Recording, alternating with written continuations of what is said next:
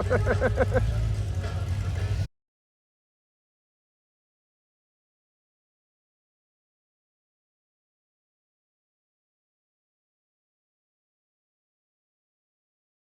is the car that changed the landscape for sports cars in America. Before, we were just talking to George with his MGA and some of the other sports cars we had here. So up until 1970, sports cars were pretty much, the Corvette's in a different kind of class than the smaller import cars. But 1970, Datsun brought out the 240Z. And suddenly the landscape for a sporty, smaller car changed. And we got a great example right here. You are? Dale Grafton. Dale, where are you from? I live in Limestone, Carter Cape. Very good. Tell us what we're looking at here. Well, we're looking at a 23-year project. It was, I found it in Champaign. A gentleman started a restoration, got tired of it. We've never heard of that before, right? And so he contacted, or I heard about him, and he told me about it. When we looked at it, next thing you know, I'm trailing it home, and that was in 2002, November 2002, and my son and I started on it, worked on and on for the last 5 years, and I finally, we had it close, but not painted yet, and a good friend of mine just really did paint. Took it to his shop, And voila.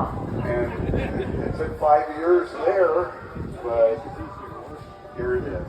That's great. Nice little touch, on the car with the wheels and such.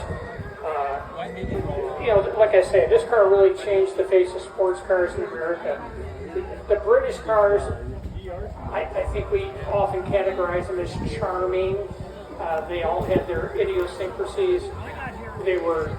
We joke about Lucas, the Prince of Darkness and stuff. It really wasn't that bad, but certainly Brit cars had their shortcomings in terms of, reliability and oil leaks and everything. But here was a car that just simply worked.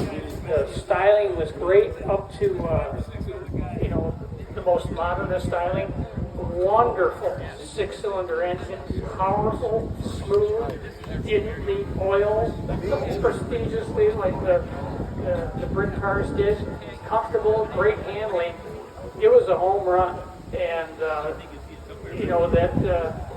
that just changed the face of what Americans were going to be buying for their personal sports car needs. They were, yeah. They actually in '71. I went looking for a sports car in Lafayette, Indiana. I was looking for an Opel GT, actually, and my cousin stopped by, or I stopped by my cousin's house. He mentioned 240, and I'm like, I never heard of it. And this is in the spring of '71. With the dealer, saw what they had. It took me 3 months. I ordered one on my 19th birthday, and never looked back. Never looked back. Out, and I drove it for 17 years. Finally, it had to go. And I wish now having this, I would have kept it for parts because there was a lot of good parts on it yet. But it ended up. This is what I had before. It was green with the camel interior. Yeah. And so this is kind of a throwback to my youth. Hey, we can all relate to that, right? Yeah. That's great. Glad you brought it out today. Congratulations on finishing the build. Because this car looks great. Only my third show. You did well. You did well. Thanks for bringing it today. Thank you. Okay, now our best import.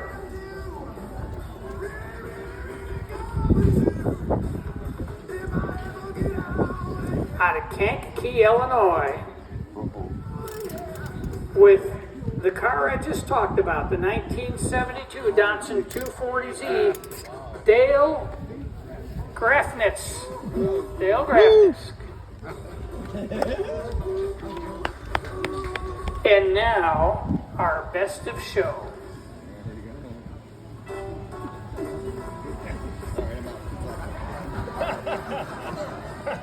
By your choice. Right there. You can hang on to that. Yep. Out of Bourbonnais, Let's go. with a 1951 Crosley Super Sport, Scott Morgaro.